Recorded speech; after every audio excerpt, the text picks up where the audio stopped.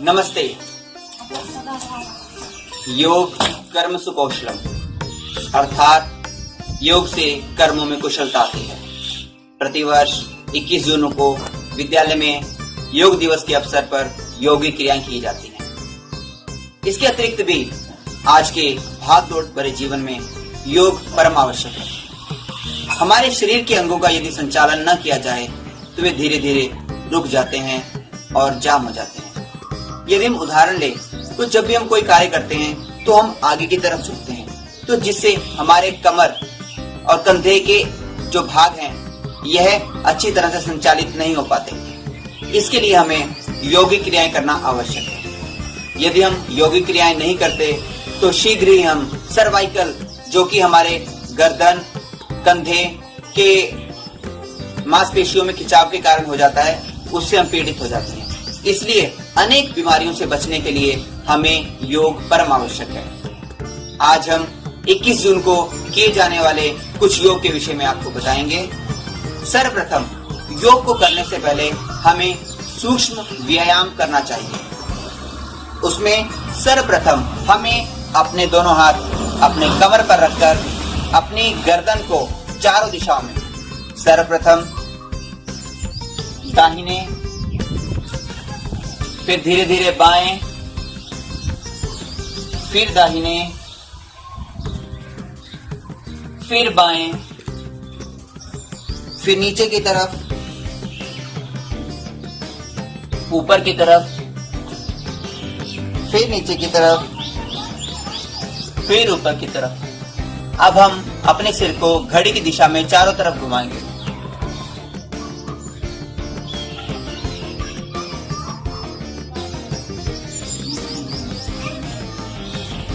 अब हम घड़ी की विपरीत दिशा में एंटी क्लॉकवाइज अपनी गर्दन को घुमाएंगे।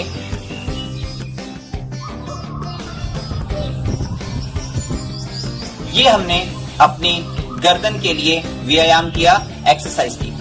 अब हम अपने कंधों के लिए व्यायाम करेंगे। हम अपने दाहिने हाथ को बाएं कंधे के ऊपर रखेंगे और बाएं हाथ को सीधा घुमाते हुए पीछे की तरफ ले जाएंगे।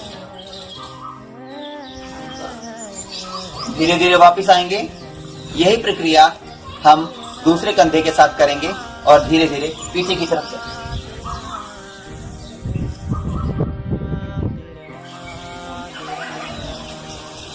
यह हमारे कंधों के लिए बहुत ही उत्तम एक्सरसाइज है, जिसे हमें प्रतिदिन करना चाहिए।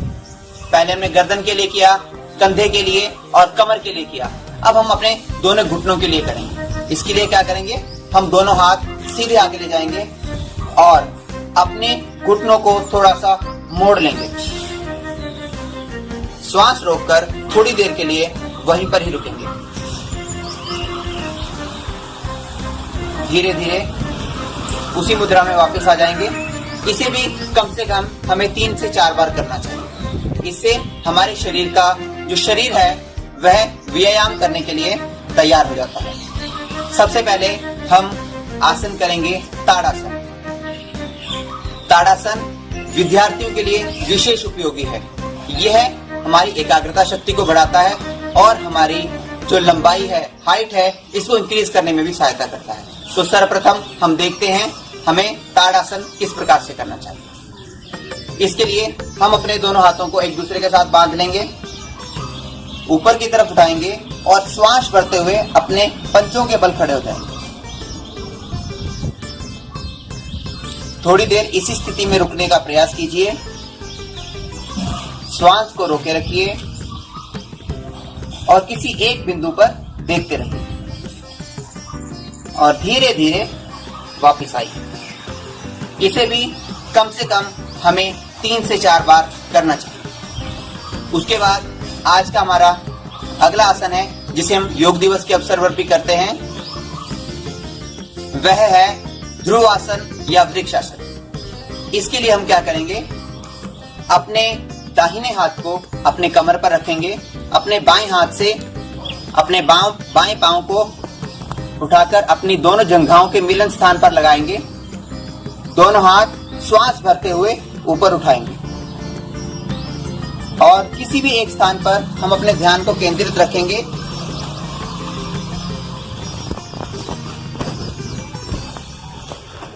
धीरे धीरे वापिस आएंगे। यही आसन हम अपने दूसरे टांग के साथ भी करेंगे। दोनों हाथ ऊपर उठाएंगे, श्वास भरते हुए धीरे धीरे और धीरे धीरे हम वापस आएंगे। ये योगिक क्रियाएं हमें करनी है योग दिवस के अवसर पर। उसके बाद हम जो योग दिवस के अवसर पर अगली क्रिया करेंगे वह है त्रिकोणासन। इसमें भी हम पहले अपने बाएं हाथ को ऊपर उठाएंगे। हमने अपनी मध्यमा उंगली को देखते हुए दाहिनी तरफ झुकना है। अपनी मध्यमा उंगली को हम देखते रहेंगे। धीरे धीरे वापिस आए।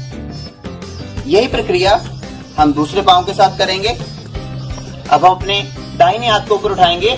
दाहिने हाथ की मध्यमा उंगली को देखते हुए नीचे झुकेंगे। जितनी देर नीचे रुकेंगे हम श्वास को रोके रखेंगे और धीरे धीरे वापस आए।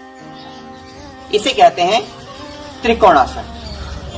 इसके बाद खड़े होने में आसनों में अगला आसन है पादहस्त आसन। पादहस्त आसन में हम दोनों हाथों को ऊपर उठाएंगे, श्वास को भरेंगे और अपने हाथों से अपने पांव को छूने का प्रयास करेंगे।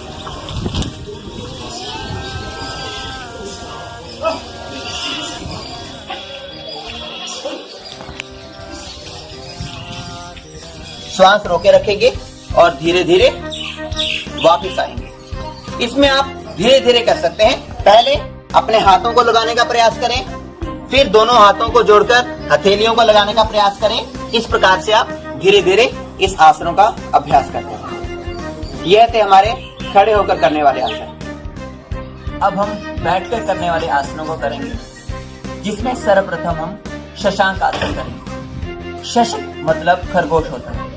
इसमें हमारी आकृति खरगोश के समान बन जाती है, इसलिए हम इसे शशक आसन भी कहते हैं। ये हमारे लिए बहुत ही महत्वपूर्ण आसन है। ये हमारे शरीर में स्फूर्ति, ताजगी के साथ साथ हमारे मुंह पर होने वाले वृद्धावस्था के चिन्हों जैसे झुर्रियों को दूर करके हमारे शरीर में कांति उत्पन्न करता है। इसलिए इस आसन को प्रत्येक व्यक्ति को अवश्य ही करना चाहिए। इसके लिए हम दोनों हाथों को ऊपर उठाएंगे, श्वास भरेंगे और अपनी नासिका को जमीन से लगाने का प्रयास करेंगे।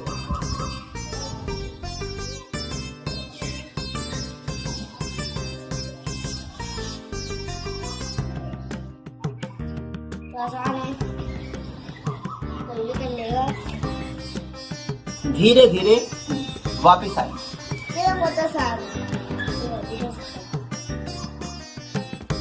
धन्यवाद। अगला आसन है हमारा तितली आसन। यह हमारे शरीर की मांसपेशियों को सुदृढ़ बनाता है। इसके लिए सबसे पहले आप किसी भी अवस्था में बैठ जाइए। उसके बाद आप अपने दोनों पांवों को आपस में जोड़ लीजिए। दोनों हाथों से अपने पांव के अग्रभाग को पकड़कर अपने गर्दन को सीधा करने का प्रयास कीजिए। आपकी गर्दन, कमर एक ही सीध में होनी चाहिए। इसके बाद आप अपने दोनों पांवों का संचालन करेंगे एक तितली की भांति। इससे हमारे जंघाओं की बहुत अच्छी अभ्यास एक्सरसाइज हो जाती है।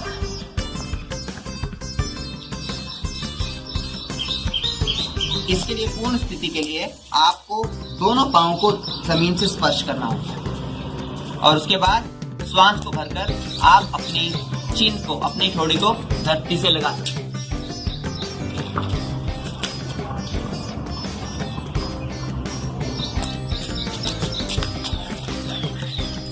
श्वास को भरकर वहीं रुकेंगे और उसके बाद धीरे धीरे वापस आएंगे। यह है हमारा तितली आसन। इसके बाद हम बैठकर करने वाले आसनों में करेंगे अर्ध मत्स्येंद्र आसन। अर्ध मत्स्येंद्र आसन में जिस स्थिति में आप बैठे हैं उसी स्थिति में बैठे रहेंगे। अपने पांव को सीधा कर लेंगे। अपने दाहिने पांव को उठाकर अपने बाएं पांव के पास रख लेंगे। बाएं हाथ से अपने दाहिने पांव को स्पर्श करेंगे और पीछे की तरफ देखेंगे।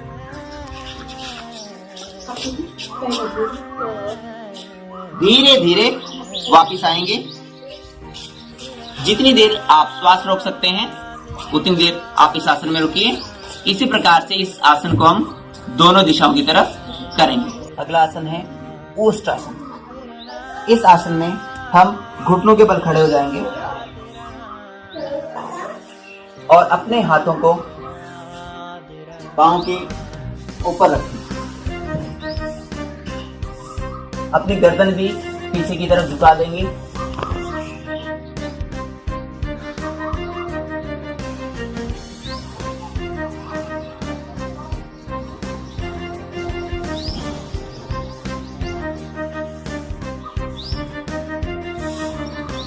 इस आसन को ऊष्ट आसन कहते हैं। इसे करने के बाद थोड़ी देर हमें आगे की तरफ जरूर झुकना चाहिए, क्योंकि रक्त का पूरा संचार हमारे सिर के भाग की तरफ चला जाता है और एकदम से हम सीधे हो जाते हैं तो हमें चक्कर भी आ सकते हैं। इसलिए हमें थोड़ी देर आगे की तरफ जरूर झुकना चाहिए। यह था हमारा ऊष्ट आसन।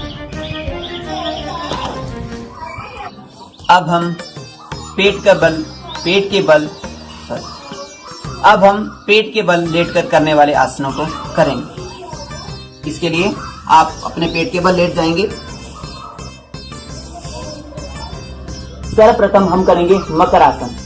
मकर आसन के लिए दोनों हथेलियों को एक दूसरे के ऊपर रखिए और अपनी गर्दन को सीधा रखिए। इस आसन को हम मकर आसन कहते हैं। यह विश्राम की एक स्थिति है। श्वास के रोगियों को, जिन्हें श्वास लेने में दिक्कत होती है, उनके लिए ये आसन बहुत उपयोगी है। इसे मकर आसन कहते हैं। मकर आसन के बाद अब हम करेंगे भुजंगासन। अपने दोनों हाथों को अपनी छाती के पास ले जाएं और आसमान की तरफ देखते हुए अपने शरीर के अग्रभाग को ऊपर की तरफ उठाएंगे।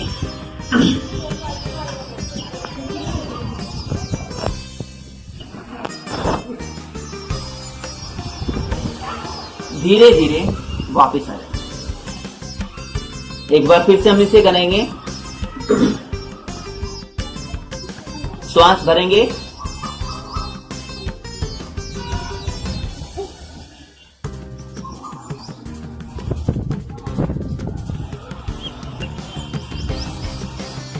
धीरे धीरे वापस आ जाए।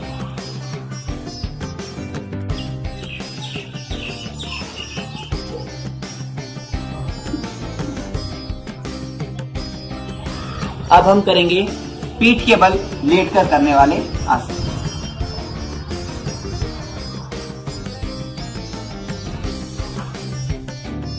पीठ के बल करने वाले आसनों के लिए हम पीठ के बल लेट जाएंगे। दोनों टांगों को उठाएंगे।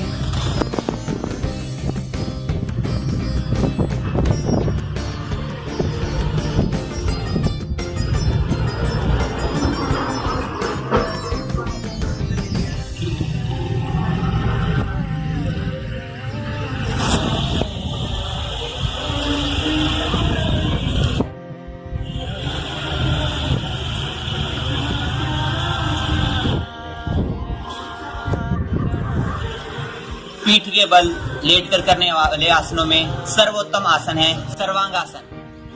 सर्वांगासन जिस प्रकार नाम से स्पष्ट हो जाता है, यह हमारे शरीर को तरोताजा करता है। हमारे शरीर के सभी अंगों में रक्त के प्रवाह को बढ़ाता है, जिससे हमें नव यौवन प्राप्त होता है और हमारे शरीर के सभी जोड़ों के दर्द के लिए यह आसन बहुत उपयोगी है। इसलिए इसे सर्वांग आसन यानी कि सभी अंगों के लिए उपयोगी आसन कहा जाता है। पीठ के बल लेटकर करने वाले आसनों में हमारा अगला आसन है सेतुबंध आसन। सेतुबंध आसन के लिए हम लेट जाएंगे। पीठ के बल, दोनों पांवों को मोड़ लेंगे। अपने दोनों हाथों से अपनी एड़ियों को पकड़ लेंगे। उसके बाद अपने शरीर को हम ऊपर की तरफ उठाएंगे इससे हमारे शरीर की स्थिति एक सेतु यानी कि पुल की तरह बन जाएगी, इसलिए इसे हम सेतुबंध आसन कहते हैं। श्वास को भरकर हम इस प्रक्रिया को प्रारंभ करेंगे।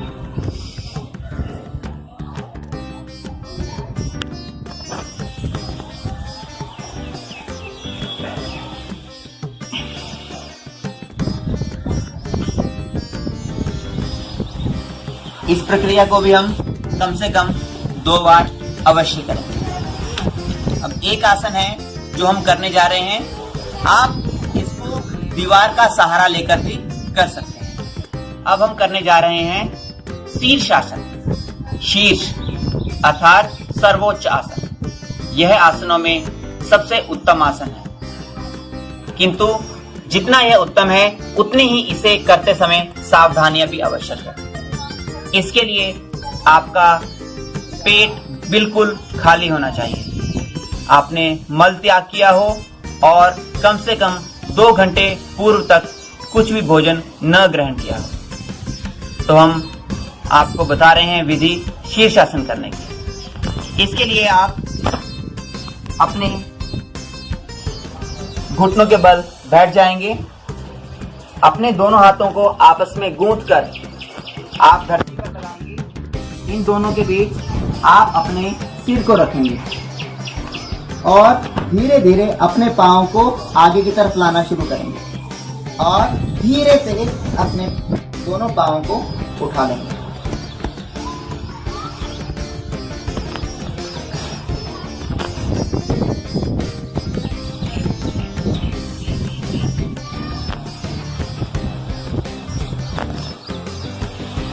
इस आसन में आप वृश्चिक आसन भी कर सकते हैं। आप आगे की तरफ झुकेंगे, दोनों हाथ खोल देंगे,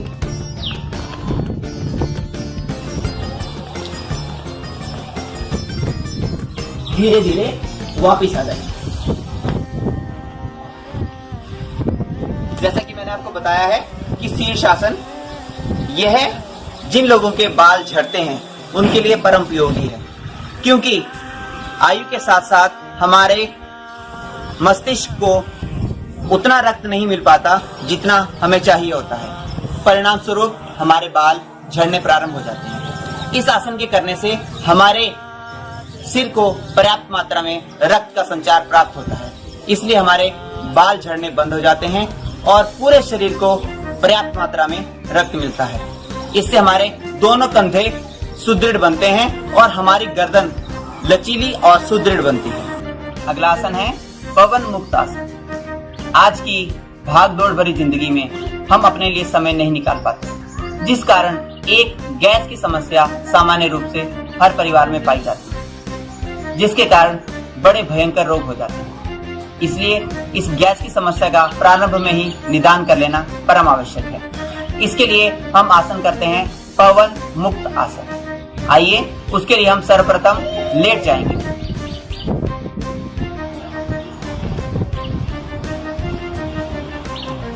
दोनों पांवों को मोड़कर अपनी छाती से लगाएंगे।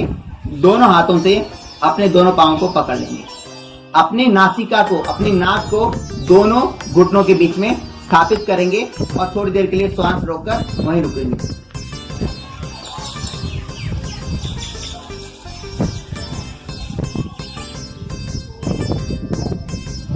धीरे धीरे वापिस आ जाएंगे। एक बार फिर से श्वास करेंगे।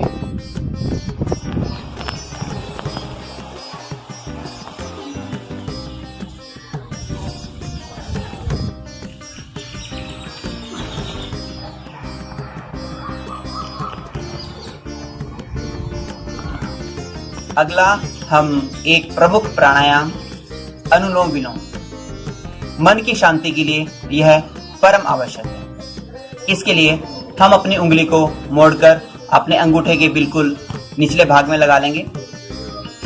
अपने दाहिने हाथ के अंगूठे से अपने दाहिने नथुने को बंद करेंगे।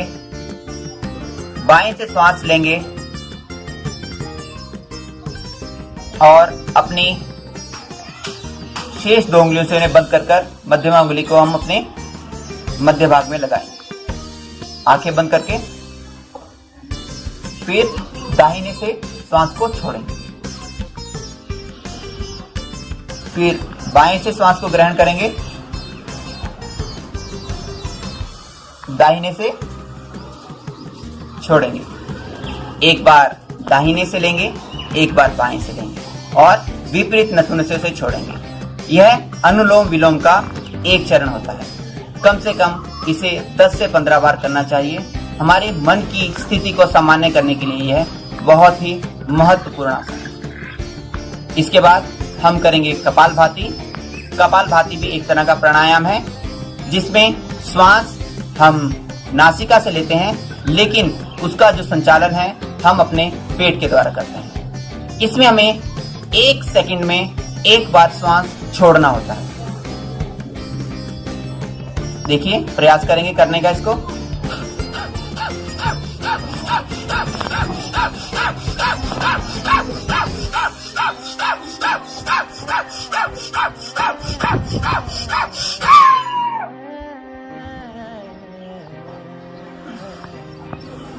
अंत में श्वास को पूरी तरह से बाहर निकाल देंगे। इसे हम कहते हैं कपालभाति प्राणायाम।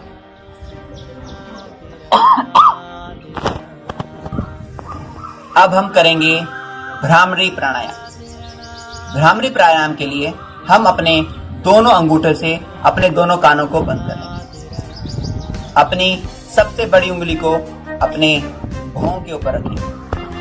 शेष उंगलियों से अपने नासिका के छिद्र को बंद कर लेंगे। मुंह से श्वास लेकर धीरे धीरे नाक से गुंजन करते हुए हमने श्वास को निकालना है।